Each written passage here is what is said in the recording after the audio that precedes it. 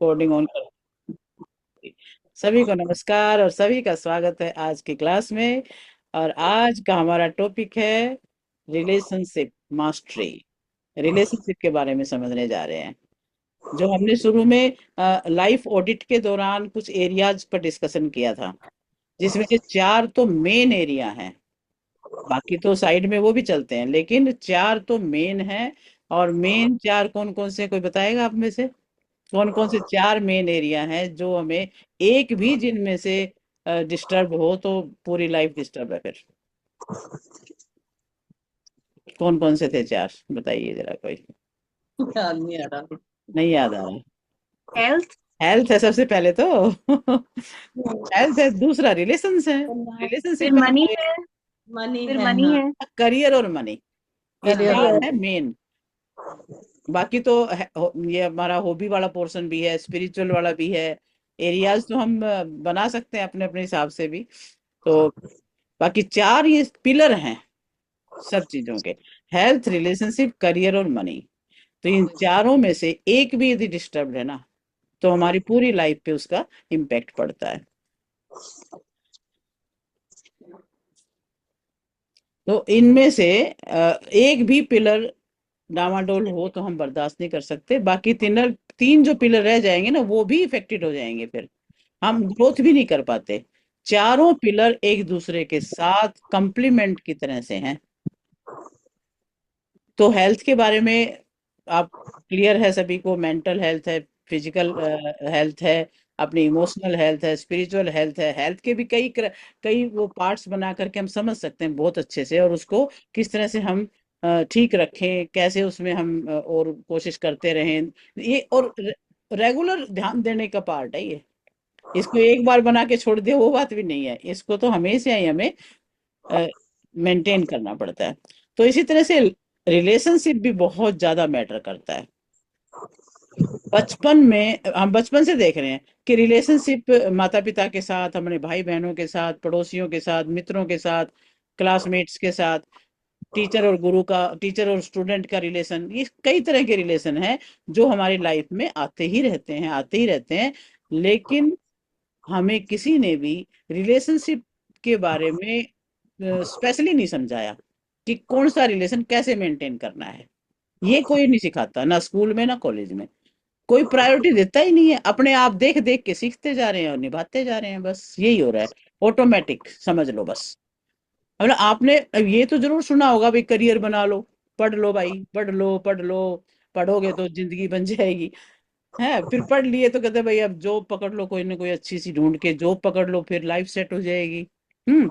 और अगर फिर वो जॉब ले ली तो फिर लगता है कि भी चलो अब रिश्ता हो जाए, अपने शादी कर लो भाई, लाइफ सेट हो जाएगी। ये तीन चार बातें ऐसी हैं जो हम लगातार अपने बचपन में सुनते रहते हैं और उसी के ऊपर हम चलते रहते हैं। यानी हमारा माइंड जो है इन्हीं बातों के ऊपर हिप्नोटाइज हुआ पड़ा है कि हमें यही करना है, और हम करते भी हैं। बचपन में देखो 25 साल तक तो बच्चा पढ़ता ही रहता है, पढ़ता ही रहता है, पढ़ता ही, फिर फटाफट जॉब पकड़ो नहीं तो मुश्किल हो जाएगी। और फिर भाई शादी टाइम पे नहीं करोगे तो फिर रिश्ते अच्छे नहीं आएंगे।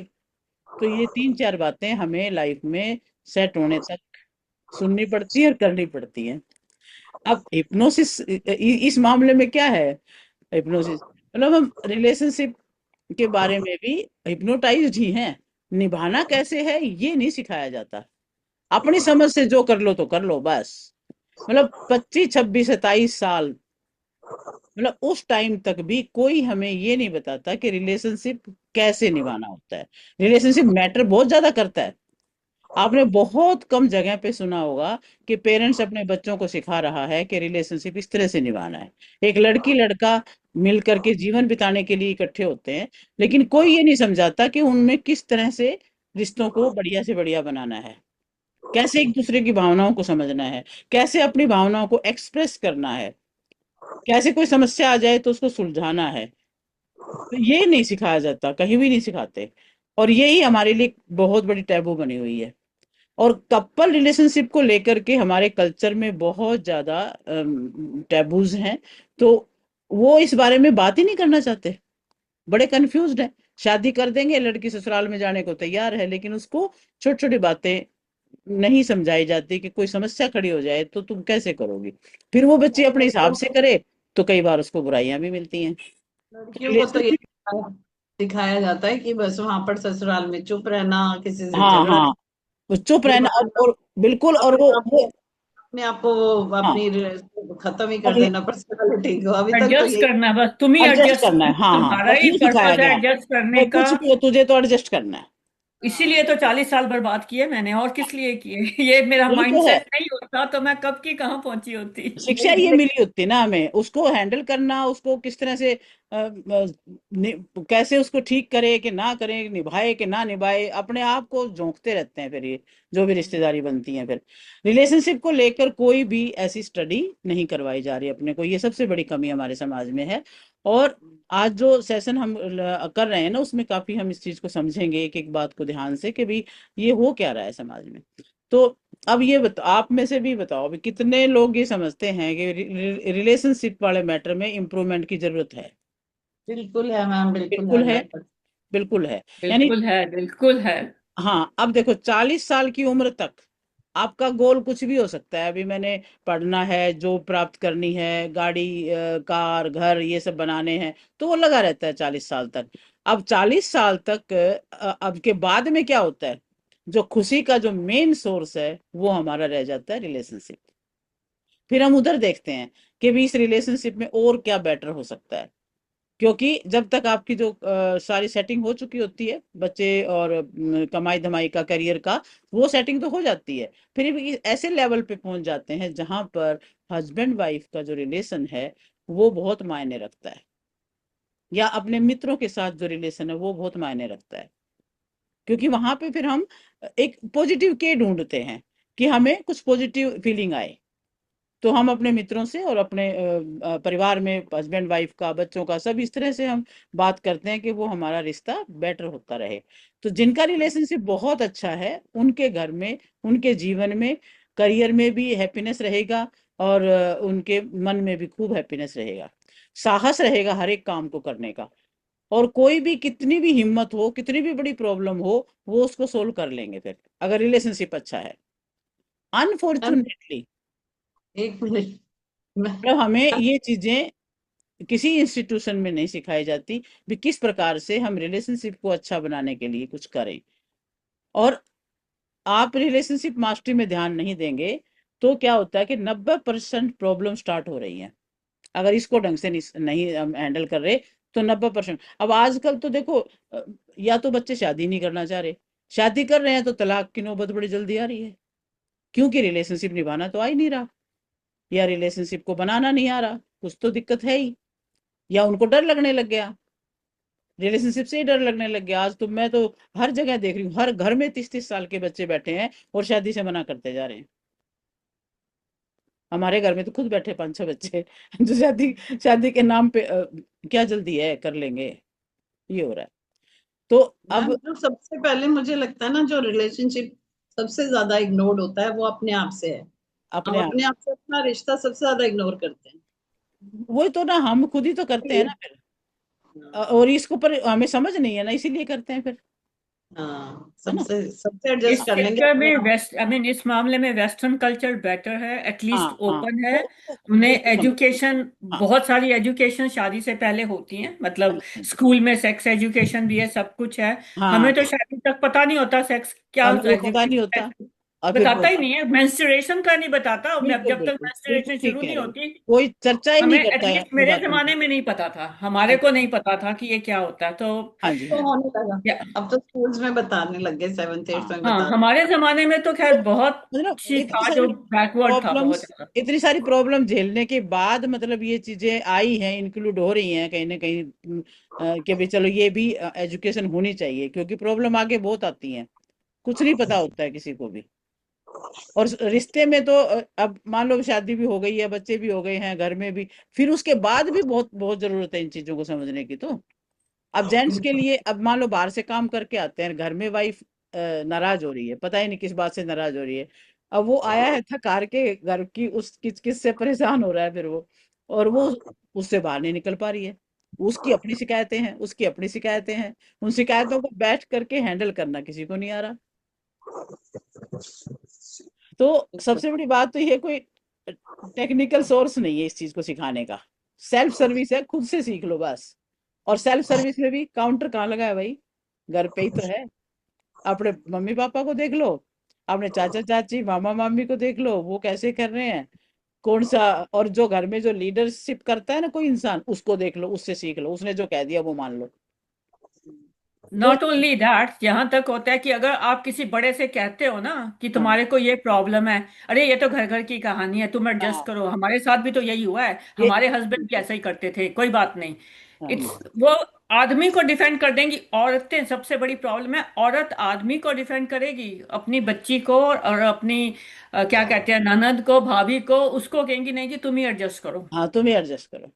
तुम ही एडजस्ट करो। आदमी जो कर रहा है उसको तुम avoid, I mean I had that policy, हाँ अवॉइड एंड इग्नोर। हाँ, वो तो कि सब वो ऐसे जो ही कर रहा है करते अब हैं। तुम उसे इग्नोर करते चले जाओ, तुम हाँ उसे कोई काम भी मत कहो, तुम उससे बात करोगे तो वो हाँ, खाने को काटने ये को बहुत बड़ी दौड़ेगा, बात है। तो बात भी मत करो। यही है कि भी वो नाराज है तो उसे बात भी मत करो, उसको ना कहो कुछ भी। अवॉइड करते जाओ, इग्नोर करते बस जाओ, अवॉइड इसी में करते तुम्हारी जिंदगी सारी निकल गई, अवॉइड इग्नोर करते करते। रहो। और जो मेल है वो फीमेल को डोमिनेट करते रहते हैं। तो हाँ, मतलब ऐसे ही ऑटोमेटिक बच्चे जो है इस मॉडलिटी को अडॉप्ट कर लेते हैं। उनको समझ हो ना हो, जो देखा वो अडॉप्ट करते चले जाते हैं। जिसके घर में थोड़ी फ्रीडम है तो फ्रीडम की बात को समझ जाता है, वो सोचता है मुझे फ्रीडम चाहिए। फिर वो आगे वो चीज ना मिले तो वहां फिर उसका मन जो है नहीं लग पाता। तो रिलेशनशिप मास्टरी जो हम का सीखने का जो तरीका है, वो हमारा घर, हमारे घर का सराउंडिंग, हमारे पड़ोसी, वे आपस में कैसे बात करते हैं, यही चीज है बस, और कुछ नहीं है। इंडिया में भी इसको प्रायोरिटी वाइज नहीं सिखाया जाता। अब ना इसके लिए काउंसलर वगैरह भी नहीं है ज्यादा। तो अभी थोड़ा सा इस बारे में अवेयरनेस तो आ रही है कि उनको ये भी फील नहीं होता कि इसमें काउंसलर की जरूरत भी है। अरे रिश्ते बिगड़ रहे हैं आपस में, वो नहीं समझ पा रहे हैं, तो काउंसलिंग होनी चाहिए। लेकिन वो यहाँ पे उस चीज को कोई समझता ही नहीं है। समझने की बात नहीं है, क्योंकि प्रॉब्लम ये है, अगर एक दोनों कपल में से एक कहता भी है ना मुझे काउंसलिंग चाहिए, तो दूसरा मानता नहीं है। तो दूसरा नहीं मानता यहाँ दूसरा पर नहीं जब। मानता, वो कहता प्रॉब्लम तेरे को है तो तू चली जा, मेरे हाँ को तो हाँ प्रॉब्लम ही हाँ, नहीं है, और मैं तो फिर ठीक ही हूँ। जब दोनों विलिंग होते हैं ना किसी चीज को, तब सेटलमेंट होती है, एक के होने से भी नहीं होती है वो तो। तो वो प्रॉब्लम तो वही है, क्योंकि प्रॉब्लम सेटलमेंट वही है होती सारी। नहीं है, एक डोमिनेट करता है, तो एक जना जो मर्जी कोशिश कर ले। And I can give my example कि मैंने हर तरह से कोशिश की, जैसे सिस्टर शिवानी ने समझाया था कि तुम अपनी तरफ से पॉजिटिव एनर्जी देते रहो, तुम पॉजिटिव। उससे हुआ ये कि मेरी अपनी टॉलरेंस बढ़ती चली गई, हाँ हाँ, दूसरी तरफ कोई फर्क नहीं पड़ा। इधर कोई फर्क नहीं पड़ता वो तो। जितना मैं ज्यादा टॉलरेट करती चली गई, उतना दूसरी तरफ से मेरे को और बढ़ बढ़ के ही मिला, कम नहीं मिला। हाँ जी हाँ जी, तो यही है। आप ये कह सकते हो कि मैं सिस्टर शिवानी को, मैंने उनको बोला था, मैंने कहा ये जरूरी नहीं, तो फिर उन्होंने यही कहा था कि ऐसी सिचुएशन में the best is that you leave the situation. हाँ उन्होंने मुझे 3 ऑप्शंस हाँ, बताई नहीं थी। अब ये भी आएगी बात कि जब ऐसी बात हो जाए बाउंड्री क्रिएट करनी पड़ती है फिर। तो बाउंड्री हम चलते हैं धीरे धीरे, एक एक स्टेप वाइज बातों को सारा समझते जाते हैं क्या क्या इस विषय में डिस्कस करना है। तो अब अब देखो, हम कितने लोग होंगे जो स्कूल जाते हैं एजुकेशन लोन लेने के लिए हैं। लोग स्कूल में एजुकेशन लेने जाते हैं। कितने लोग हैं जो सब्जेक्ट की कोचिंग लेने के लिए जाते हैं। कितने लोग ऐसे हैं जो बीमारी को ठीक कराने हॉस्पिटल जाते हैं। और कितने ही लोग हैं जो परीक्षा की तैयारी करने के लिए कोचिंग भी लेते हैं। मतलब हर चीज के लिए, सीखने के लिए हम कहीं ना कहीं जाते हैं। लेकिन रिलेशन बिगड़ रहा है, घर का माहौल बिगड़ रहा है, उसको ठीक कराने के लिए हम कहीं नहीं जा रहे होते। उसके लिए एक पैसा भी खर्च करके काउंसलिंग नहीं ले रहे होते। तो अच्छा, आपने एक हमने एक चैप्टर पढ़ा था शुरू शुरू में वैल्यूज वाले में। वैल्यूज, एक शब्द बोला था मैंने, TFMS। TFMS याद है किसी को? TFMS। पिछले बोले। TFMS का मतलब है टाइम, फोकस, मनी और सराउंडिंग। तो अगर हम सही में रिलेशनशिप को वैल्यू कर रहे हैं, तो हम उसमें टाइम भी देंगे, फोकस भी देंगे, मनी भी, और सराउंडिंग में भी रहेंगे उसके। ये क्राइटेरिया है इसको नापने का। कोई कहना भी मैं तो रिलेशनशिप को वैल्यू देता हूँ बहुत ज्यादा, तो आप ये चारों चीज कर रहे होते हैं वहां पर। टाइम भी दे रहे हो, अगर कोई तकलीफ हो जाती है तो फोकस करके उसको ठीक भी कराते हो, उस पर मनी भी खर्च करते हो, और उसके सराउंडिंग में भी रहते हो। तब आप समझो कि आप उस रिलेशन को वैल्यू दे रहे हो। कोई ये कहे कि मैं तो अपनी माँ को बहुत वैल्यू देता हूँ, उससे ये चार बातें पूछ लो। भाई टाइम कितना दे रहे हो भाई, उस पर फोकस कितना है, उसको कोई भी तकलीफ है तो उसके लिए आप क्या करते हो, हॉस्पिटल जाते हो, डॉक्टर को बुलाते हो, क्या करते हो, कितना मनी अपने माँ के लिए खर्च कर रहे हो, और कितनी सराउंडिंग में रहते हो, कितना उसके आसपास में रहते हो। तो ये चार बातें हमारा इस बात को बिल्कुल अच्छे से क्लियर कर देता है कि वो कितनी की वैल्यू कर रहा है। तो ये सब इन्वॉल्व नहीं करते तो हम कहीं ना कहीं प्रायोरिटी नहीं कर रहे उस चीज की। तो ये बात नहीं है कि रिलेशनशिप खराब होगा या अच्छा होगा, या बहुत कईयों का बहुत अच्छा भी होगा, उनको जरूरत भी नहीं पड़ती इन चीजों की, ऑटोमेटिक ये सब हो ही रहा होता है। लेकिन जिनका भी खराब हुआ है, वो ये जो फिनोमिना है उसमें कहीं ना कहीं वो कमी रह गई है। कभी भी उस एस्पेक्ट में नहीं देखा उन्होंने। यहाँ पर एक सोशल प्रेशर फील किया, या तो पर्सनल लेवल में, या कोई प्रॉब्लम हुई, या कोई लिमिटिंग बिलीफ वहां रहा। तो that is the reason you keep suffering whole life and, और फिर आप उसको फॉर ग्रांटेड भी लेके रख लेते हो। For granted. किसी भी पर्सन की लाइफ में देखो कि वो, जैसे भाई मान लो कुत्ते बिल्ली की तरह झगड़ रहे हैं, लेकिन कभी भी जाके किसी से कंसल्ट नहीं करते कि क्या प्रॉब्लम है और कैसे वो सोल्व हो सकती है। कंसल्ट नहीं करते पर शिकायतें करते हैं एक दूसरे की। शिकायतें करते रहेंगे बस, हाँ। यानी रिलेशनशिप में टॉक्सिसिटी बहुत ज्यादा हो जाती है फिर। अब घर में जितनी भी प्रॉब्लम है रिलेशनशिप के बेस में ही है। ब्लेम गेम चल रहा होता है, एक दूसरे को ब्लेम करते रहते हैं हम, और पूरी जिंदगी इसी तरह निकालते रहते हैं। तो अब ये रिलेशनशिप की जरूरत क्यों पड़ी थी, क्यों बनने लगे थे रिश्ते, रिलेशनशिप का क्यों एग्जिस्टेंस है। यूनिवर्स में बाकी जितनी भी स्पेसी हैं, वहां तो ऐसा नहीं है। कोई भी जो जानवर हैं, कीड़े मकोड़े, वहां तो कुछ भी ऐसा रिलेशनशिप के बारे में कुछ भी वो नहीं है, फिनोमिना ही नहीं है वहां तो।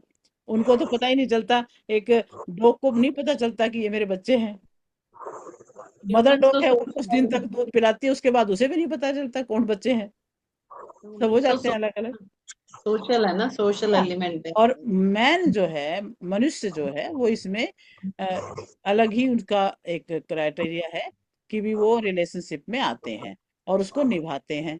बहुत सारी चीजों में, बहुत सारे एनिमल्स में तो वो किलिंग एटीट्यूड भी होता है, अपने बच्चों को मार के खाने वाला भी होता है। उनको तो पता ही नहीं ना भी कौन अपना है कौन दूसरे का है।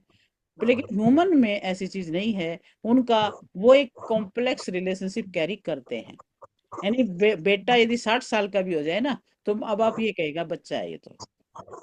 और वो भी माँ बाप को ये समझे, मैं तो माँ बाप के सामने बच्चा ही हूँ, ये मेरे माँ बाप, उसको नहीं छोड़ता है वो। उसके साथ रिश्ते बने ही रहते हैं फिर उन लोगों के, ना वो भूलते हैं ना वो छोड़ते हैं। तो रिलेशनशिप का फिनोमेना क्यों आया था, पूरा हम इसको इवोल्यूशन के टाइम से देखें कि ह्यूमन रिलेशनशिप क्यों बनने लगे थे। पहले मतलब एनिमल किंगडम में तो क्या है, फूड चेन है ना। एक शेर है, बकरी को खा जाएगा, बकरी घास को खा जाएगी। और मानव जो है इस इस चेन में नहीं है। तो ह्यूमन ने जो देखा उसके अंदर तो इंटेलिजेंस है। वो लेकर के अगर अगर एक ह्यूमन बीइंग को जंगल में छोड़ दिया जाए तो कितने दिन सरवाइव करेगा, नहीं कर पाएगा। एक जंगली डॉग के सामने नहीं सरवाइव कर पाएगा। तो ये जो रिलेशनशिप का फिनोमेना क्रिएट हुआ, सबसे पहले तो सरवाइव करने के लिए ही हुआ था। क्योंकि ह्यूमन रिलेशनशिप के बेस में सर्वाइवल है। तो क्यों, अगर वो अकेला जाएगा कहीं भी, अगर शिकार के लिए, पहले शिकार बहुत करते थे लोग, शिकार के लिए अकेले जाते थे तो कहीं ना कहीं ये चांस था कि जानवर उसी को ना खा जाए। तो फिर वो इकट्ठे जाते थे, कुछ लोग इकट्ठे होकर के। तो वहां से मतलब सरवाइव करने के लिए जाते थे ना, कि भी हम खतरे से बच जाएंगे इकट्ठे होंगे तो वहां पहला फिनोमेना ये आया कि भी इकट्ठे होके रहने लगे तो कोई ना कोई रिश्ता बनने लगा। फिर दूसरा पॉइंट इसमें हम देखें, अच्छा, शेयरिंग का दूसरा था, शेयरिंग का। अब जैसे एक व्यक्ति के पास कोई चीज है तो वो शेयर कर देते थे, चलो उसको जरूरत है तो मैं शेयर कर दूं। शिकार मिल गया तो जरूरी तो नहीं कि भी कल भी मिल जाएगा। तो आज जिसको मिल गया वो बांट के खा लेते थे। कल दूसरे दिन मिला, वो दूसरे दिन वो बड़े बांट के खा लेते थे। तो ये शेयरिंग और केयरिंग की जो बात थी, उस वजह लेन देन की जो बात थी, उस वजह से भी रिलेशनशिप बनने लगे। गांव में तो आजकल भी बहुत ज्यादा एग्जिस्ट करती है शेयरिंग वाली बातें। एक के पास कोई चीज है, शेयर करते हैं, और दूसरे के पास है तो उसकी उसकी वो चीज शेयर कर लेते हैं। ये शेयरिंग और केयरिंग की वजह से भी रिश्ते बने, रिश्ते का जो कॉन्सेप्ट है वो आया था। फिर उसके बाद एक्सचेंज, कोई चीज आपस में एक्सचेंज करना, भाई जो मेरे पास है वो दूसरे को दे दो, दूसरे के पास है वो अपने ले लो, ये शेयरिंग केयरिंग में ही आ जाता है ये भी। चौथी बात इसके अंदर आ जाती थी रिप्रोडक्शन। रिप्रोडक्शन क्यों था? क्योंकि जेनेटिकली ह्यूमन बीइंग जो है प्रोग्राम्ड है अपनी जीन्स को आगे बढ़ाने के लिए। तो स्वयंवर का सिस्टम भी इसीलिए आया था कि भी अपना जो जनरेशन है वो आगे बढ़ानी है, तो इस वजह से वो रिलेशनशिप बढ़ने लगे थे और आगे बढ़ते चले गए थे लोग।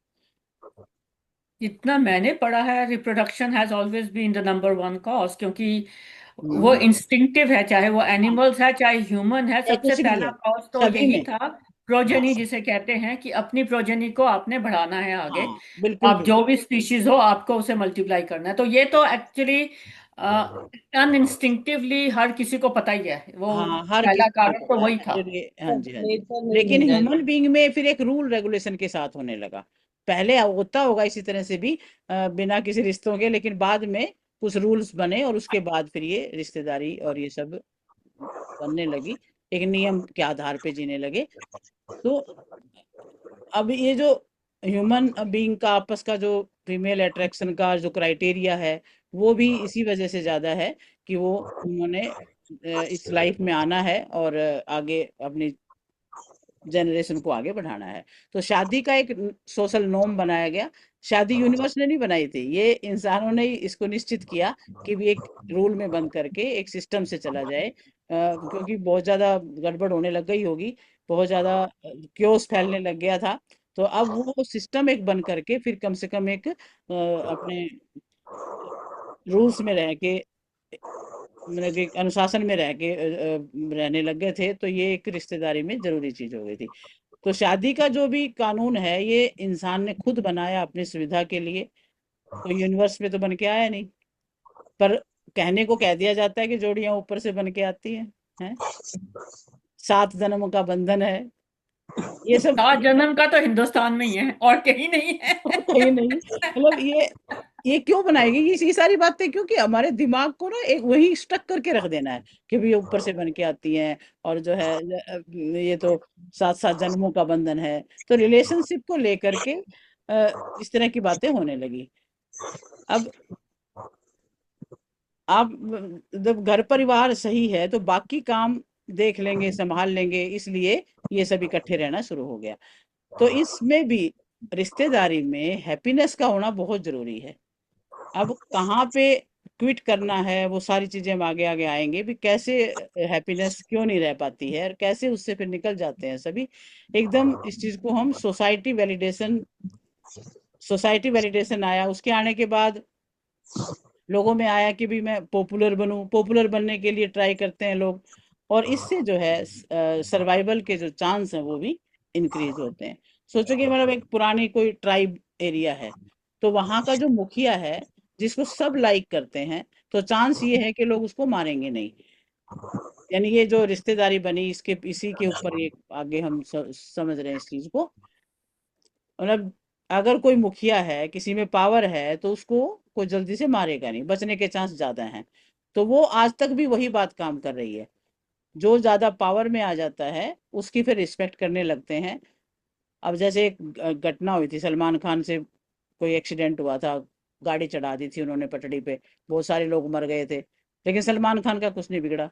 क्यों? कि पावर, उस वक्त पावर में था, पॉपुलर था। तो पॉपुलर बंदा होता है, पावर में होता है, तो वो सर्वाइवल ज्यादा कर पाता है। नहीं तो वही अगर और वाला कोई होता तो वो बहुत जल्दी जेल में भी जाता और जल्दी से शायद वो छूटता भी ना।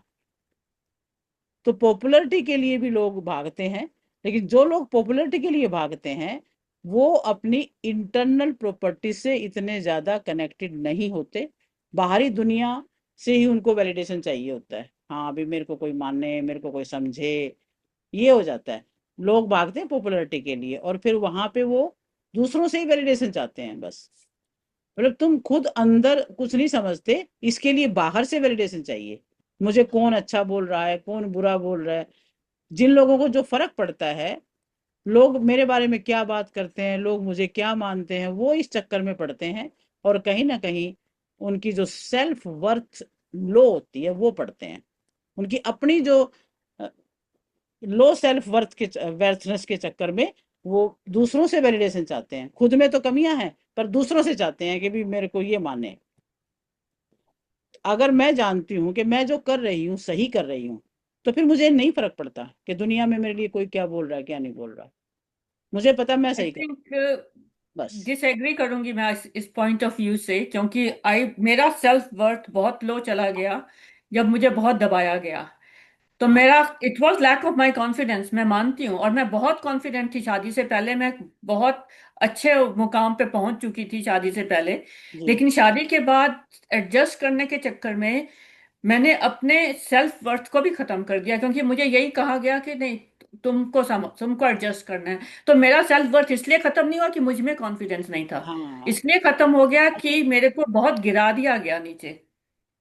सो आई थिंक बिल्कुल। देयर आर टू रीजंस कि एक सेल्फ वर्थ खुद भी खत्म कंटिन्यूअस होता है वो जो लेकिन बाहर से प्रेशर भी आप खत्म पे होता पड़ता रहा, उस वजह से फिर आपने फील किया है। है। लेकिन इसी वजह से फिर आप ये सोचते रहे भी किसी तरह मैं इनको खुश रखूं, है मैं इनको। उसको खुश रखूं, मैंने ये सोचा ही नहीं कि मुझे खुश रहना है। हाँ, उनको मेरी खुश रखना एक ही है। वो थी कि वो किसी तरह खुश हो जाए इसी बस। तरह से वो वैलिडेट कर दें आपको कि भाई हाँ ये ठीक है, ये ठीक है, और वो लोग कमियां ढूंढने में लगे होंगे, तो अपना सेल्फ लो वर्थनेस तो हो ही जाता है फिर। अब यदि इतनी वो आ जाती है ना स्ट्रेंथ अपने अंदर, कि ये पता लगे भी मैं ठीक हूँ, मेरे को कोई फर्क नहीं पड़ता, तो फिर जो है हम उससे ऊपर उठ सकते हैं। तो लो सेल्फ वर्थनेस क्या है कि भी अपने बारे में सोचें। अगर मैं अपने बारे में अच्छा नहीं सोच सकती हूँ, तो लोग अगर थोड़ा सा भी बोल देंगे ना, तो सडन फिर हम नेगेटिव हो जाएंगे।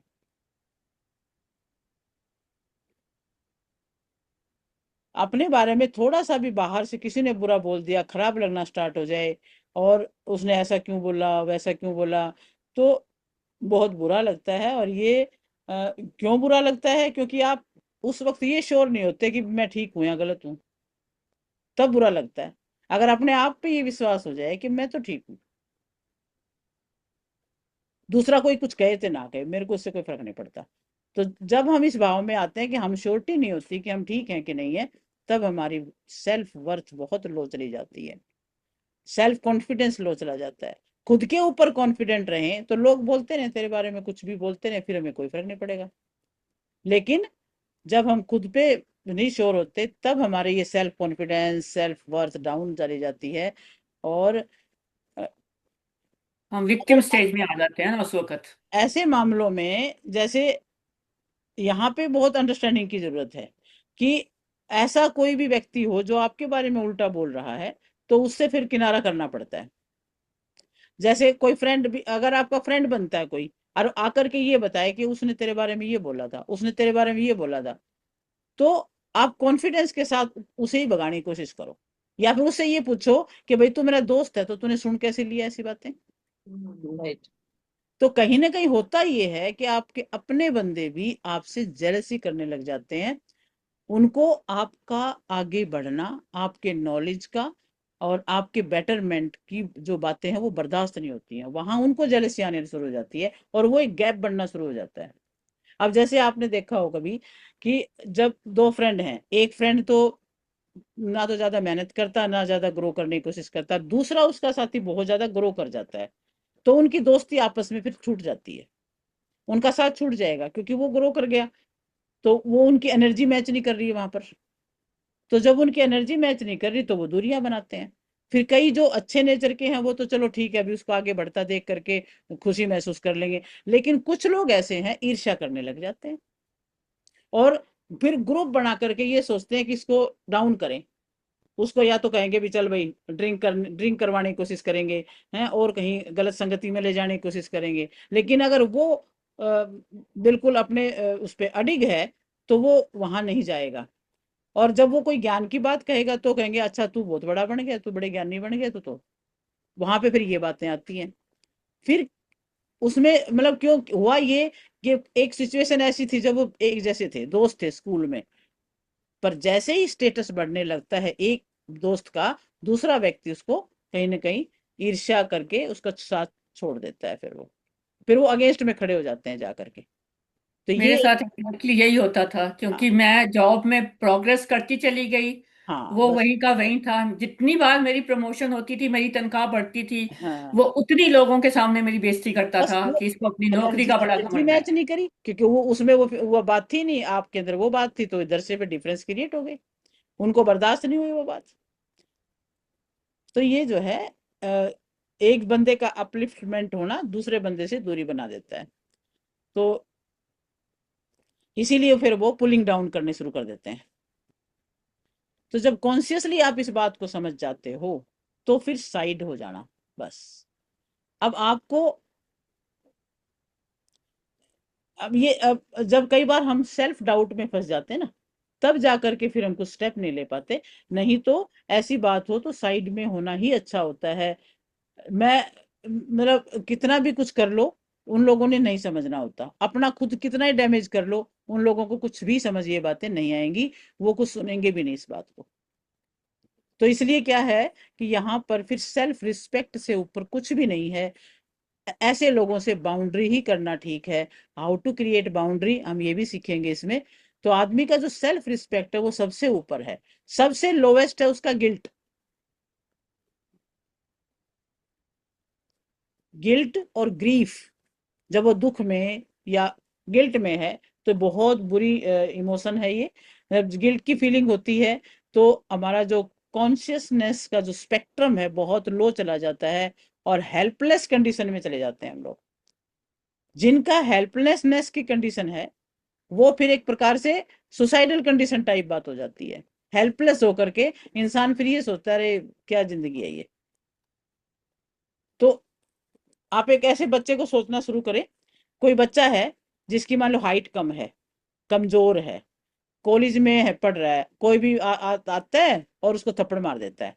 कोई भी आता है कुछ भी कह के चला जाता है। क्यों? कि वो इतना पावरफुल नहीं है, चाह के भी बेचारा कुछ कर नहीं पाता। घर वाले भी इतने पावरफुल नहीं है, कॉन्फिडेंस लेवल भी उसका इतना नहीं है, पैसा नहीं है। तो ये जो कंडीशन बनी उसकी हेल्पलेस कंडीशन बन गई, सबसे नेगेटिव कंडीशन। वहां पर सुसाइडल कंडीशन बढ़ जाती है, सुसाइडल टेंडेंसी बढ़ जाती है। और अन्य लोगों को सुन के मजा भी आता है, देखो इसकी हालत, देखो इसकी हालत। दूसरे लोग मजा लेते हैं इस चीज का, क्योंकि उनमें वो समझ उतनी है नहीं। तो कभी जो साइकोपैथ लोगों को लेकर के एक मान लो समझा जाए, उन पे डिस्कवरी, उन पे रिसर्च की जाए, तो उनके ब्रेन में एक ऐसा ही फिनोमिना होता है कि वो लोगों को मार करके भी खुश हो रहे होते हैं। तो ये उनका अपना एक माइंड का फिनोमिना है। तो इससे तो क्या है, गुस्सा बेटर कंडीशन है फिर। अपने आप को अगर कॉन्फिडेंस लो करके हेल्पलेस कंडीशन में ला करके ग्रीफ और गिल्ट में रह करके जीने से बढ़िया तो गुस्सा करना है फिर तो। अब ये सोचो भी, कोई व्यक्ति आपको कुछ भी बोले जा रहा है, बोले जा रहा है, आप कुछ कह नहीं पा रहे हो, सुन नहीं पा रहे हो, और सुन सुन के आपका दिन खराब हो रहा है। तो फिर इससे अच्छा तो उसको बोल दो, भाई चुप रहे, तो अपने औकात में रहे। कोई आपको पीट रहा है तो उसको दो तीन थप्पड़ मार दो उसको भी। मतलब आप इस तरह तो नहीं ना भी पीट भी रहे हो, सुन भी रहे हो। तो उस वक्त आपकी जो मानसिक जो कंडीशन है बहुत ज्यादा डाउन चली जाएगी, और वो सुसाइडल टाइप हो जाएगी फिर। इससे अच्छा जवाब देना जरूरी है। तो anger is much much better than the emotion of helplessness, then grief, then guilt. सहने से अच्छा है रिएक्ट करो। जब हेल्पलेसनेस में रहते रहते आप अपना बहुत ज्यादा नुकसान कर लेते हो, अपने सेल्फ वर्थ को ब्रेक कर देते हो, तो अच्छा ये है कि आप रिएक्ट करो, अपने लिए स्टैंड लो, गुस्सा दिखाओ। तो वो एक उससे बेटर स्टेज हो जाती है फिर। इस बात को समझना है। वो अगर अगर मान लो किसी ने फालतू बकवास किया, आपको कोई फर्क ही नहीं पड़ा, तो ठीक है। तो फिर आपकी वो जो स्टेट है ना, वो एक अवेकनिंग, अवेयरनेस और पॉजिटिव स्टेट है, उसमें फिर ठीक है। कोई आपको फालतू में डोमिनेट करे ना, तो स्टैंड लेना बहुत जरूरी है। यानी मिरर दिखाना बहुत जरूरी है फिर अगले बंदे को, नहीं तो वो फॉर ग्रांटेड लेगा और हमेशा ऐसे ही करता रहेगा। लेकिन जब आप लो एस्टीम में होते हो, और आप गिल्ट, और उसमें जैसे आपने कहा गिल्ट एंड ग्रीफ, हाँ, उस स्टेज में तुम्हारा माइंड इतना ज्यादा लो हो चुका होता है कि तुम रिएक्ट कर ही नहीं पाते। डर ही नहीं पाते हैं। सही बात। तो ये है ना, अपने आप को उठाना है तो फिर इसी तो तरह से इसीलिए तो इतने ज्यादा केसेस हो रहे हैं जो आप कह सही रहे हो, हो रहे हैं, डिप्रेशन के, बिल्कुल हो रहे हैं, एंजाइटी मैं तो के, देख रही हूँ स्ट्रेस अपने के। चारों तरफ। इट्स ऑल द रीजन कि वो लोग उस से निकल नहीं पा रहे हैं। हाँ जी। उन्हें वो गाइडेंस भी नहीं मिल रही, उन्हें काउंसलिंग भी नहीं मिल रही जो जिसकी उन्हें जरूरत है, तो हाँ जी। हाँ जी। वो उसी में स्टक होके वहीं रह फिर जाते स्टक हैं, होके और वो होते रहते हैं, अपनी जिंदगी को बर्बाद करते रहते हैं फिर। या एडिक्शंस में चले जाते हैं फिर। या एडिक्शन में चले जाते हैं, बिल्कुल तभी जा रहे हैं एडिक्शन में। तो रिलेशनशिप के अभी हम देखते हैं, 3 टाइप के रिलेशनशिप होते हैं। एक है फैमिलियर रिलेशनशिप, आप नोट कर सकते हैं। फेमिलियर मतलब जो रिलेशनशिप आपको जेनेटिकली मिला है, पापा मम्मी भाई बहन चाचा चाची, ये सब आपके जेनेटिकली कनेक्टेड रिलेशन है, इनको फैमिलियर रिलेशनशिप कहेंगे। और जो बच्चे आगे पैदा होते हैं उनका भी रिलेशनशिप ऐसे ही जेनेटिक, यही कहा जाएगा फैमिलियर रिलेशनशिप। एक मिनट में चार्जर लगा लूं इसमें, लगा रही हूँ, ये लगाना जरा। हाँ। और दूसरा रिलेशनशिप होता है प्लेटोनिक रिलेशनशिप। प्लेटोनिक रिलेशनशिप क्या हुआ? Non genetic. आपका ऑफिस के फ्रेंड हो गए, कलीग हो गए, टीचर्स हो गए, कोच हो गया, और इनलाज हो गए। तो ये प्लेटोनिक रिलेशनशिप में आते हैं। वो आपका जेनेटिकली तो आपके ब्लड रिलेशन में नहीं है, लेकिन आपके साथ हमेशा अटैच्ड है, कनेक्टेड है। तो वो टीममेट हो गए, और आपके इस तरह के स्टूडेंट टीचर के जो रिलेशन हो गए, वो सब इसमें आ जाएंगे प्लेटोनिक में। और तीसरा जो रिलेशनशिप आता है वो है रोमांटिक रिलेशनशिप। रोमांटिक रिलेशनशिप में ये गर्लफ्रेंड बॉयफ्रेंड का हो गया, हस्बैंड वाइफ के हो गए, तो ये रिलेशनशिप जिसमें पर्सन फिजिकली इन्वॉल्व हैं, तो इसमें भी कैटेगरी है। तो जो रोमांटिक रिलेशनशिप है, कपल रिलेशनशिप है, वो एक टाइम स्पेन होता है हर एक प्रकार के रिलेशन का, उनका भी। यानी टाइम स्पेन, जैसे कोई शादी हुई है, 25 साल की उम्र में शादी हुई, क्योंकि बाकी रिलेशनशिप इतने मायने नहीं रखते, लेकिन ये जो रिलेशनशिप है ये बहुत ज्यादा मायने रखता है। यानी बंदा मान लो 25 की उम्र में शादी कर रहा है, 75 साल की उस तक की लाइफ है, तो यानी उसको 50 साल तक साथ रहना है। 50-60 साल साथ रहे, तो उसमें उस रिलेशन में क्लैरिटी आना, उसके स्टेजेस को समझना बहुत ज्यादा जरूरी है। अगर आपका कपल रिलेशनशिप में प्रॉब्लम है, तो बच्चों के लिए भी बहुत डेंजरस है। बच्चों का जो रिलेशनशिप सीखने का जो सोर्स है, वो तो आप लोग ही हैं, घर पे ही है ना। फिर तो जो कपल है वही उसका सोर्स है, वहीं से वो देख रहा है, वहीं से वो समझ रहा है, वहीं से उसके मेंटलिटी बन रही है, साइकोलॉजी बन रही है। क्योंकि एक बच्चा आपको देखता है, हाउ यू आर ट्रीटिंग, और आप अपने वाइफ को कैसे ट्रीट कर रहे हैं, वाइफ हस्बैंड को कैसे ट्रीट कर रही है, पापा मम्मी आपस में कैसे रह रहे हैं। तो सबकॉन्शियसली जो है उसके माइंड में वो सारी बातें जाती रहती हैं, जाती रहती हैं अंदर में। अगर ऑटोमेटिकली मान लो उनके रिलेशन में टॉक्सिसिटी है ना, तो बच्चे के दिमाग में अपने आप स्ट्रेस आएगा ही आएगा। कुछ भी कर लो आप, वो बात को भूल नहीं पाता। तो अब हम ये देखने समझेंगे आगे कि रिलेशनशिप की भी कुछ स्टेजेस होती हैं। रोमांटिक रिलेशनशिप की स्टेजेस, कितनी स्टेजेस होती चली जाती हैं, किस किस प्रकार से वो रिलेशनशिप जो है आगे बनता चला जाता है कई बार। तो पहली स्टेज इसमें लिखेंगे love and passion. Love and passion कोई भी पर्सन की ये stage initial stage of love है। पर्सन की एंगेजमेंट हुई है, फर्स्ट लव हो सकता है, या इनिशियल टाइम का लव है, स्टार्टिंग स्टेज में जो लव है वो माना जाता है। तो इसमें मतलब ऐसी ऐसी बातें होती हैं, आप सब जानते हैं। एक पर्सन गुस्सा भी करे तो दूसरा पर्सन ये बोलेगा, अरे तुम तो गुस्से में भी क्यूट लग रही हो, हैं। और बहुत मतलब बाग बगीचे, चांद चांद जैसा चेहरा, और इस तरह की बातें इसी समय में हो रही होती हैं। यानी 15 मिनट मिलने के लिए 2-2 घंटे का सफर भी कर लेते हैं। साथ खाना खाने के लिए बहुत लंबा सफर करके भी आ जाते हैं। तो ये वो समय होता है जब इंसान एक दूसरे के लिए बिल्कुल हर कष्ट उठाने को तैयार है। कोई भी कोई कुछ कह दे तो इरिटेशन भी फील नहीं होती है। पूरी मतलब लव में है, पूरी मस्त वाली स्टेज इसको कहा जाता है।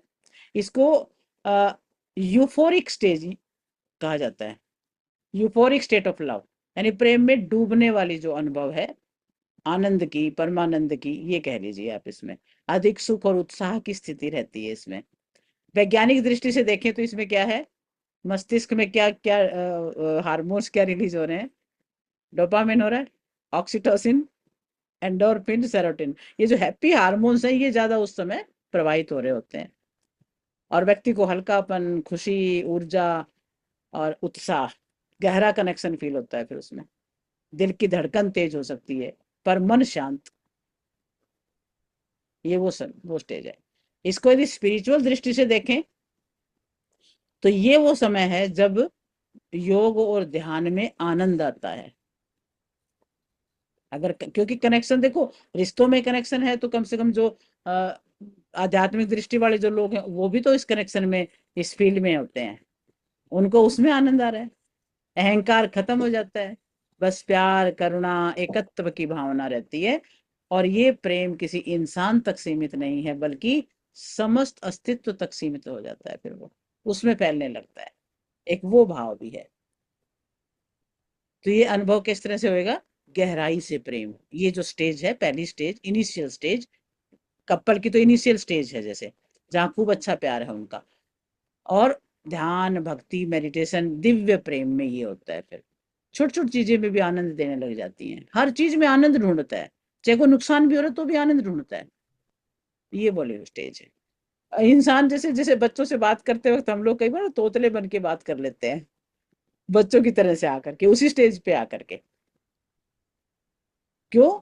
इंसान रिलेशनशिप में हमेशा खुश रहना चाहता है, उसके लिए कोई भी एक्शन एक्टिविटी कर लेता है। और ये वो समय है जब हार्मोन रेगुलेट कर रहे हैं हम लोगों को, ये जिस स्टेज के अंदर हार्मोन रेगुलेट कर रहे होते हैं, जैसे मतलब एक फिजियोलॉजी, न्यूरोलॉजी सर्किट दोनों ही काम कर रहे होते हैं। जैसे गाड़ी में क्लच सर्किट है तो वो अलग फंक्शन कर रहा है, ब्रेक का सर्किट अलग फंक्शन कर रहा है, तो न्यूरोलॉजिकल सर्किट और ये हमारा जो ब्रेन का सर्किट है, दोनों ही इसमें अपने अपने ढंग से काम कर रहे होते हैं। तो किसी भी तरीके से अगर मान लो कोई हार्मोन का सिस्टम है, समझें इस चीज को हम, हार्मोन का तो बहुत ज्यादा रोल होता है हर एक चीज के अंदर, क्योंकि हमारा शरीर है ही केमिकल फैक्ट्री। जिस भी प्रकार का भाव हो रहा है उसी प्रकार के केमिकल रिलीज होते रहते हैं। अब मान लो किसी के घर में कोई दुर्घटना हो जाती है तो उसके शरीर में वो दुख वाला हार्मोन हो रहा है लगातार, यदि उसको दूसरे हार्मोन का इंजेक्शन भी दिया जाए, दूसरा हार्मोन की दवाई दी जाए, तो वो एकदम चेंज भी हो जाता है। तो इन हार्मोन्स का हमारे शरीर में बहुत ज्यादा रोल है। तो इसीलिए लोग ना इस स्टेट ऑफ माइंड में जाने के लिए, इस भाव में जाने के लिए, जिनको ये सारी चीजें अवेलेबल नहीं हो रही हैं, तो वो ड्रग्स की साइड में जाते हैं, क्योंकि उनको वो चाहिए, पॉजिटिव फीलिंग चाहिए, पॉजिटिव के चाहिए, वो इमोशंस उस टाइप के चाहिए उनको, वो हार्मोन रिलीज करवाना है। तो कई तरह के ड्रग्स में जाते हैं। एमडीएम ड्रग है, और भी कई ड्रग होंगे जिसका मेरे को तो नाम इतना नहीं पता, लेकिन ये जरूर है कि ड्रग में लोग क्यों जाते हैं, उनको थोड़ी देर के लिए आनंद में रहना है बस, और वो असली जो भी उनके स्टेज चल रही है दुख की, उससे भूल के उनको थोड़ा सा एंजॉय करना है। तो जो पहली जो ये चीज है कंपैशन, ये जो स्टेज हम बात कर रहे हैं, initial stage of love, lot of love, उसके अंदर प्यार इतना उमड़ता है, कंपैशन इतना उमड़ता है कि यदि एक बंदा थप्पड़ भी मारेगा ना तो भी उसको फर्क नहीं पड़ेगा, फिर भी वो खुश है। तो जहां पर ये जो ड्रिंक ड्रिंक करते हैं वहां भी ऐसी ही बातें होती हैं, नशा हो जाता है, फिर वो कहते हैं अरे तो मेरा भाई है, तो ये ड्रिंक करके भी लोग भी इसी तरह के भाव में आ जाते हैं, अच्छे गुड मूड में आ जाते हैं, कंपेशन उसमें करेज में आ जाते हैं, बड़ा पता नहीं शेर बन के महसूस करते हैं अपने आप को। तो ये शुरुआत की जो स्टेज है ये ऐसी ही स्टेज है। दूसरी जो स्टेज आती है फिर, लव बट नो पैशन, कुछ समय बाद ये स्टेज आती है, लव है but no passion. This is little bit settled condition, जहां पे हार्मोन कहीं ना कहीं स्टेबल हो चुके हैं। कोई भी कोई भी चीज, जैसे कोई भी चीज हम नहीं लेते हैं तो बड़ा वो रहता है, एकदम से हैप्पी हार्मोन आते हैं हमारे अंदर से। है, मान लो नई कार खरीदी है, मर्सिडीज खरीदी है, तो ऐसा हार्मोन आ रहे हैं कि भाई बहुत डोपामाइन रिलीज हो रहा है, बेटर फीलिंग हो रही है, मजा आ रहा है देख करके। लेकिन कुछ दिन बाद वो सेटल हो जाएगा, फिर उतनी बात नहीं है, ठीक है, नॉर्मल हो जाएगा। फिर नया घर खरीदा तब बहुत अच्छी फीलिंग है, बहुत एक एक कोने को देखते फिरेंगे, सजाते फिरेंगे, सब कुछ करते फिरेंगे, कुछ दिन बाद वो नॉर्मल हो जाएगा। Same way love and passion में भी ऐसा ही है। शुरू में हार्मोन्स हैं, पूरा कंट्रोल वो कर रहे हैं, हमें बहुत ज्यादा फीलिंग आ रही है, और उसके बाद सब सेटल हो जाता है। फिर वो कयामत से कयामत तक की मूवी नहीं, दूसरी मूवी स्टार्ट हो जाती है। तो उस उस जगह में फिर क्या होता है कि अंदर लव तो है, पर वो उतना पैशन नहीं है फिर, जैसे शुरुआत में जो था।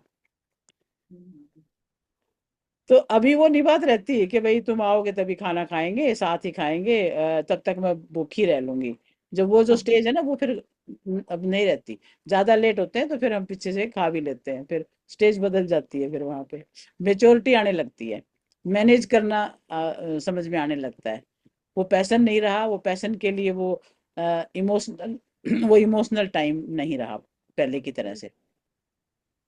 अभी कैलकुलेटिव हो गए सारे, लॉजिकल हो गए, कैलकुलेटिव हो गए हैं। ये स्टेज इतनी बुरी नहीं है, क्योंकि लव एंड पैशन में से थोड़ा और ऊपर समझदारी के लेवल पे आए हैं। अगर कोई पार्टनर ऐसा है जिसमें वैल्यू सिस्टम है, तो वो इस केस में बहुत आराम से इस चीज को अच्छे से मेंटेन करता है, इन चीजों को।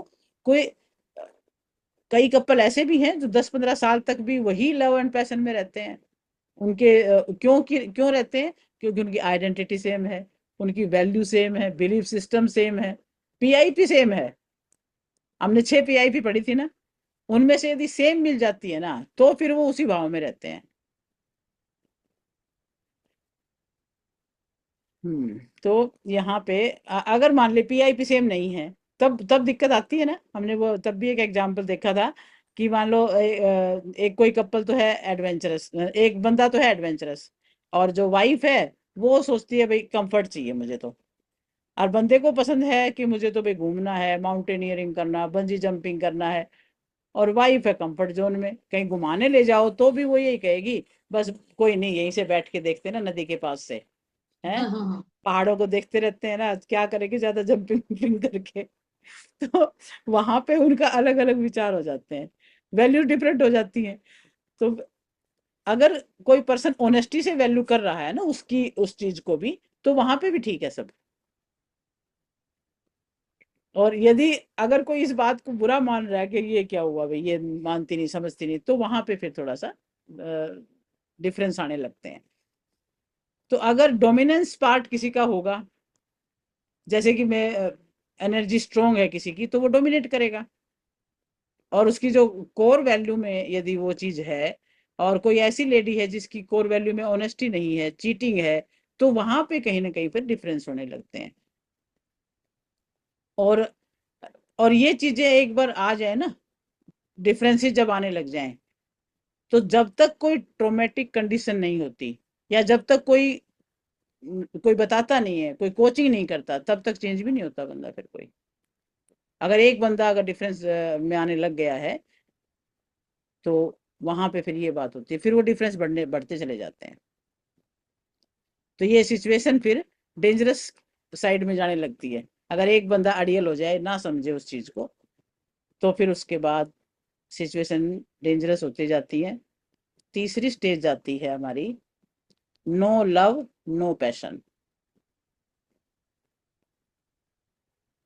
अब जो सिचुएशन स्टार्ट हो रही है, अगर इंसान इस स्टेज पर ध्यान नहीं देगा, तो फिर प्रॉब्लम क्रिएट होनी ही होनी है। डिफरेंस जो है कॉन्फ्लिक्ट के रूप में आ जाएंगे। जब आप स्टेज 1 में थे, तो पर्सन जो गाली भी देता था ना, तो भी क्यूट लगता था। एक पर्सन ने गाली दी तो भी अच्छी लगी। अब वो क्यूट लगना बंद हो जाएगा, कॉन्फ्लिक्ट स्टार्ट हो जाएगा। आप अभी रेसिस्टेंस करना स्टार्ट कर देंगे। अब तुम्हारा क्यूट लगना नहीं होगा, मतलब एक न्यूट्रल कंडीशन आ जाएगी। न्यूट्रल मतलब रिलेशनशिप में कोई एक्साइटिंग नहीं बचा अब। कुछ भी कर लो, कुछ फर्क नहीं पड़ता। साथ रह रहे हैं, ठीक है, बस साथ तो रह रहे हैं अब, क्योंकि साथ नहीं छोड़ रहे, क्योंकि जिम्मेवारियां बहुत आ गई हैं। सोसाइटी क्या बोलेगी, हैं, बच्चों के ऊपर क्या असर पड़ेगा कि अलग हो गए। तो वो थोड़ा सोसाइटी का, बच्चों का, परिवार का देख करके वो साथ रहते रहते हैं, लेकिन पैशन भी नहीं है, लव भी नहीं है। एक रूम में रह तो रहे हैं, लेकिन आपस में कोई अपनापन नहीं है, कोई कनेक्शन नहीं है, डिस्कनेक्टेड होके सोशल बॉन्ड बना के बैठे रहे बस। क्यों छोड़ेंगे? तो फिर लोग पूछेंगे क्या हो गया भाई, कैसी प्रॉब्लम आ गई भाई, तो वो क्वेश्चंस ना खड़े हों दुनिया में, इसलिए वो चुपचाप बैठे रहते हैं। बच्चे, लेडीज की वैल्यू में सिक्योरिटी होती है, मतलब बच्चे भी चाहते हैं सिक्योरिटी मिली रहे, लेडीज भी चाहती है कि सिक्योरिटी बनी रहे, तो सिक्योर फील करने के लिए वो डिवोर्स वाले बात की तरफ नहीं बढ़ते, काटते रहते हैं जिंदगी। अब कम्युनिकेशन भी उस समय लो है, बातचीत कम ही करते हैं, मतलब कभी मन भी करेगा ना तो भी सोचेंगे छोड़ो ना, ये स्टेज आ जाती है, बात तक करने का फिर मन नहीं करता। होता है ना ऐसा, जब लव और पैशन कुछ भी नहीं है तो कहाँ बात करने का, शक्ल भी देखने का मन नहीं करता, शक्ल भी देखने का मन बात नहीं करना करेगा। तो दूर की बात है।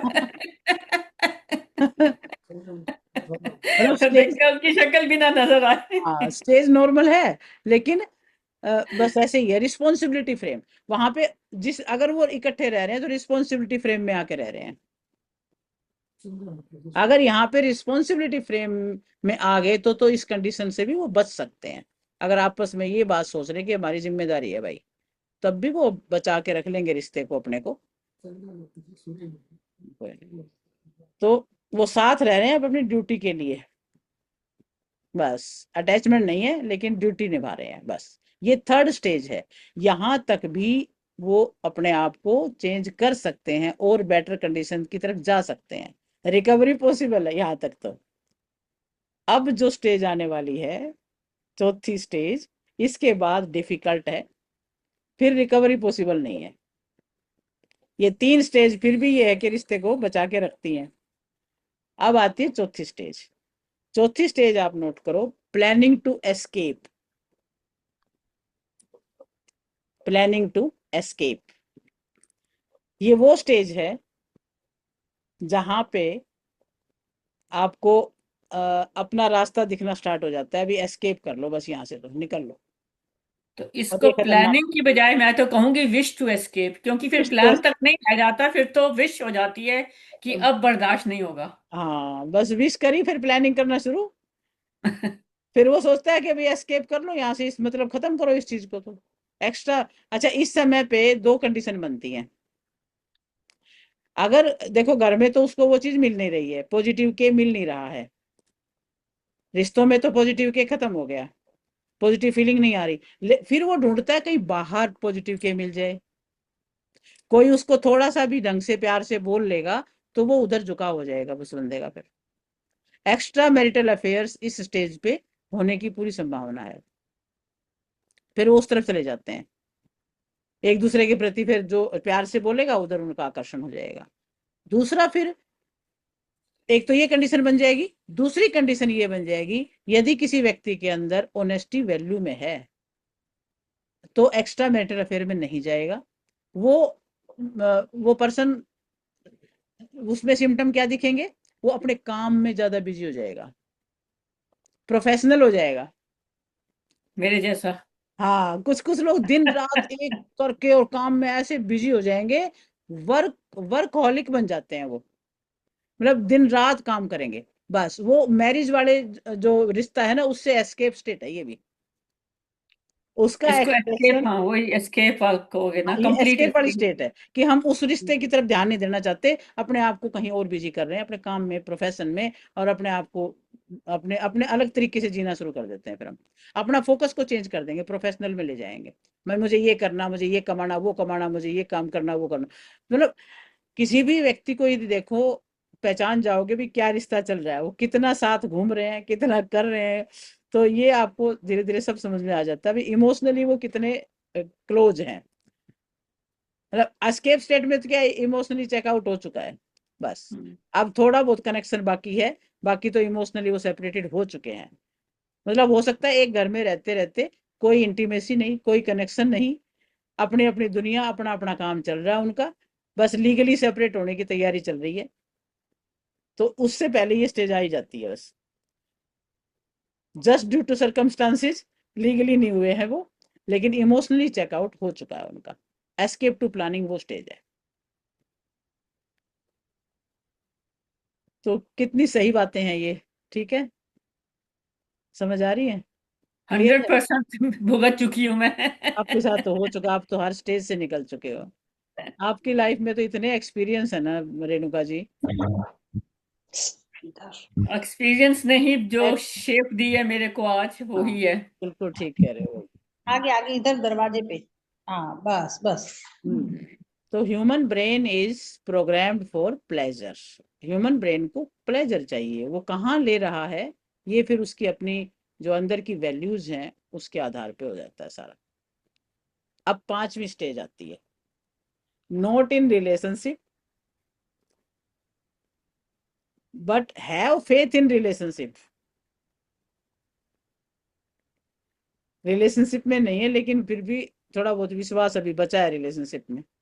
यहाँ पर ब्रेकअप हो चुका है, सेपरेट हो चुके हैं, और पर दुनिया को लेके अभी भी विश्वास है कि हाँ रिलेशनशिप अच्छा भी होता है। चलो मेरा रिश्ता खराब है, लेकिन ऐसा नहीं है कि सबके खराब है, दुनिया में अभी भी वो रिलेशनशिप में वैल्यू रखता है। तो ये पर्सन ऐसे हो सकते हैं कि उसके जगह पे वो सही है, वो ये सोचते हैं कि भाई चलो हमारी आपस में नहीं बनी, कोई बात नहीं, वो अपनी जगह पे सही है, मैं अपनी जगह पे सही हूँ, लेकिन हम एक दूसरे के लिए नहीं बने। ये वो स्टेज आ जाती है।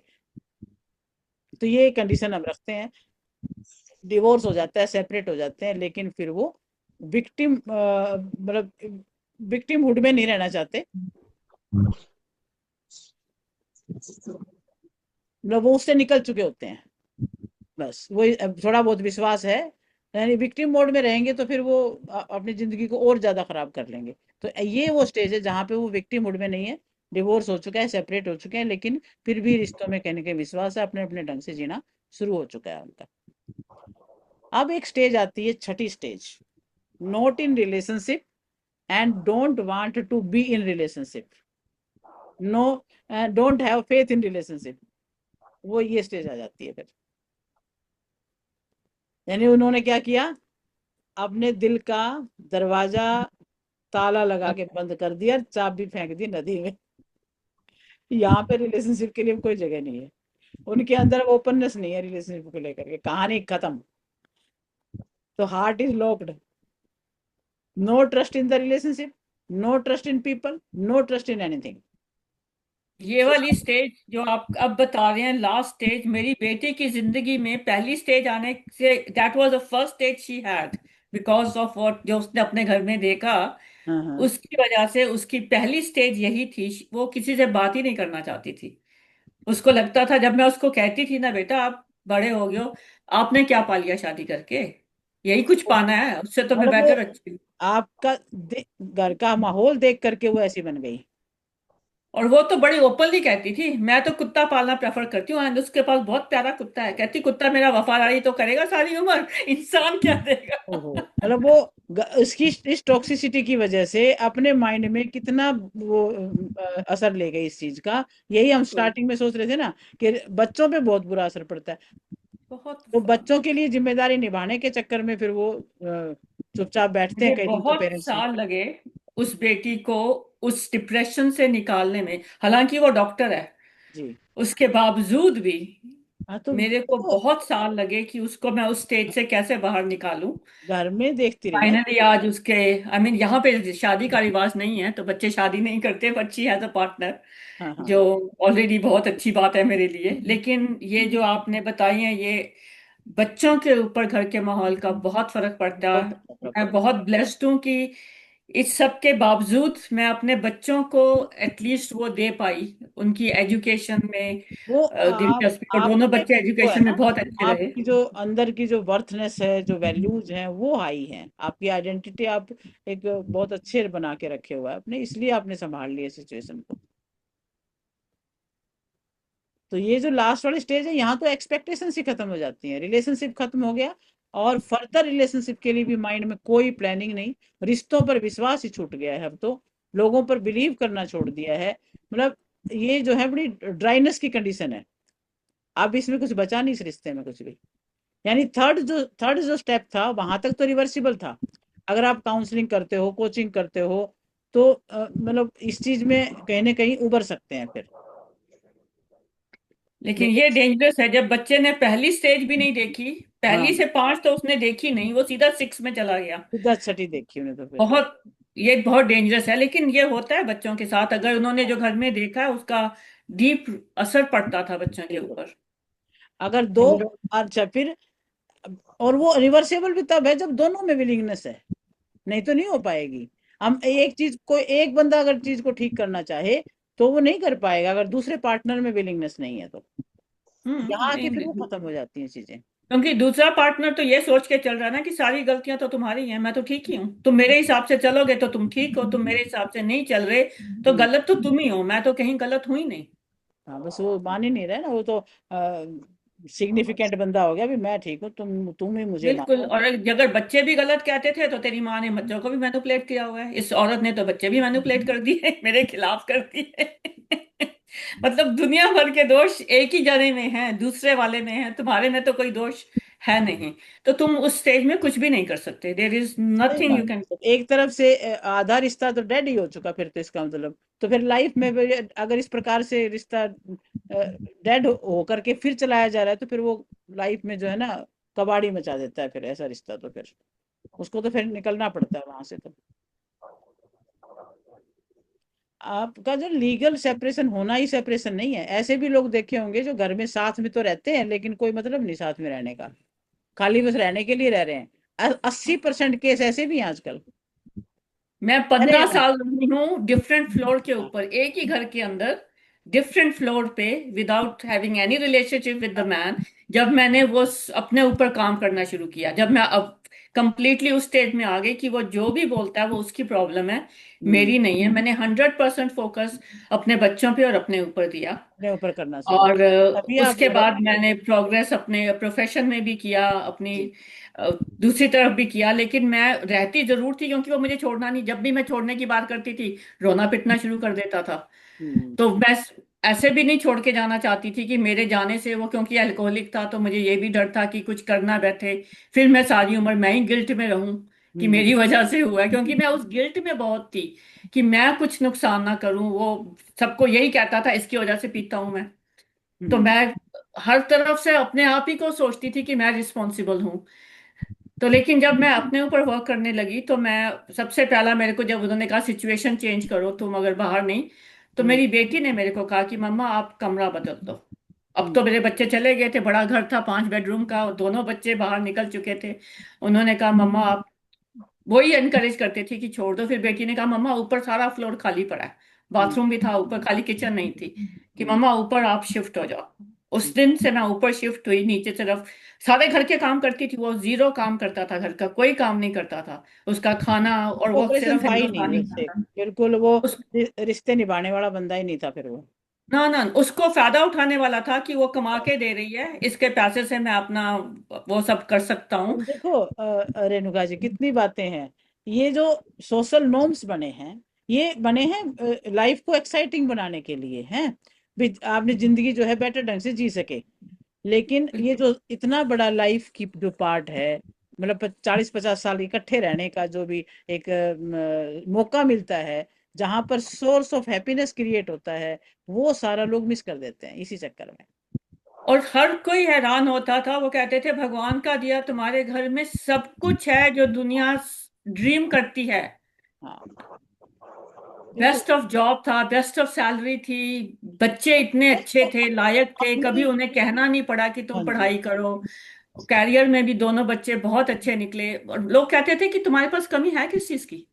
हाँ, क्या कमी थी, बस वही माइंडसेट की थी कमी थी तो और क्या था। तो अब पर देखो ये ये 6 हुई ना। स्टेजेस हमने आज देखी, और कल इससे भी एक बहुत डेंजरस स्टेट है, टॉक्सिसिटी वाली। कल इसके बारे में पूरा डिटेल में देखेंगे, टॉक्सिसिटी जहाँ होती है वहां क्या होता है और कैसे कैसे प्रॉब्लम आ जाते हैं। और तीसरी बात, तीसरे दिन परसों हम देखेंगे सॉल्यूशन पार्ट पे, और मैच मेकिंग की बातें देखेंगे, वहां पे कैसे कैसे मैच मेकिंग करनी चाहिए, तब जा करके रिश्ते निभेंगे। तो कहने का ये सारी चीजें काम करती हैं सोसाइटी में, और सोसाइटी जो है वो हिप्नोटाइज करने की ट्राई करती रहती है हमें, है for not to divorce. Society का हिप्नोटिज्म ये है कि डिवोर्स नहीं लेना, क्या कहेंगे बातें शादी, निभाते रहो भैया, फिर भी शायद निभाते। जोड़ियां स्वर्ग से बनी है जी, 7 जन्म का बंधन है जी, बांध के रखना चाहिए। ये हिप्नोटिक लैंग्वेज सोसाइटी में रोज सुन लो, रोज समझने के लिए। तो और और इसी वजह से हम जो है बंद के रह जाते हैं। ये सारी जो भी कोचिंग में भी हिप्नोटाइज ज्यादा है, इसीलिए लोग कोचिंग ढंग से कर पाते हैं खुद को। अच्छा, पर ये जो हिप्नोटिक लैंग्वेज है, ये अपने आप को किसी न किसी शब्द से कन्विंस करना है, ये खुद के लिए भी तो काम आती है ना। खुद को भी हमें मोटिवेट करना है, खुद को भी हमें हिप्नोटाइज करके मोटिवेटेड रखना है। रिलेशनशिप बेटर करना है तो भी आपको हिप्नोटिज्म आना चाहिए, सेल्स करना है तो हिप्नोटिज्म आना चाहिए। तो ये हिप्नोटिक लैंग्वेज भी आपको कमांड करके रखनी चाहिए, ताकि आप कन्विंस कर सकें और दूसरों को उस चीज में ठीक रिजल्ट ला सकें। चलो ठीक है, आज ये रिलेशनशिप पे हमने आज थोड़ी चर्चा की। कल हम चलेंगे टॉक्सिक रिलेशनशिप कैसे होते हैं, इससे भी ज्यादा। मैं हूं ना एग्जाम्पल टॉक्सिक रिलेशनशिप का। आपने तो झेला है, तो आप बहुत चीजों को वहां पे कोरिलेट करेंगे उस चीज को। कल उस पूरा उसी पे चलेगा। अब मेरे को ये सारा आपको ये एक्सपीरियंस है, सारी नॉलेज चीजें नहीं याद है, आ रही होंगी ना एक्सपीरियंस कि ये है। होता है रियल में। मेरे को एक गाना याद आ रहा है मैम इस पे, आपकी ये सिचुएशन पे। जी। कौन सा?